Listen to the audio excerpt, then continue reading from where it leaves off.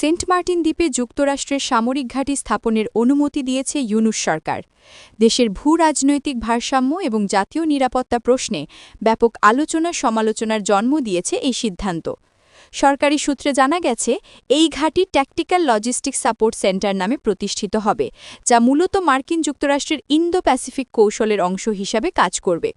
যদিও সরকার বলছে এটি একটি অস্থায়ী সমর্থন ঘাঁটি মাত্র, তবে রাজনৈতিক দলগুলো ও বিশেষজ্ঞরা বলছেন এই সিদ্ধান্ত বাংলাদেশের সার্বভৌমত্ব ও আঞ্চলিক স্থিতিশীলতার জন্য হুমকি হয়ে দাঁড়াতে পারে।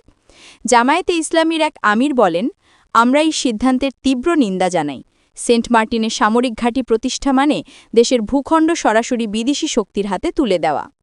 বাংলাদেশের মতো একটি কৌশলগত স্থানে মার্কিন ঘাঁটি চীন ও ভারতের নজরে পড়বেই। আঞ্চলিক উত্তেজনা বাড়ার আশঙ্কা অস্বীকার করা যাচ্ছে না। এদিকে প্রতিরক্ষা মন্ত্রণালয় দাবি করেছে, এই ঘাঁটি থেকে বাংলাদেশ সেনাবাহিনীও প্রশিক্ষণ ও প্রযুক্তিগত সহায়তা পাবে, তবে চুক্তির পূর্ণ বিবরণ এখনও প্রকাশ করা হয়নি।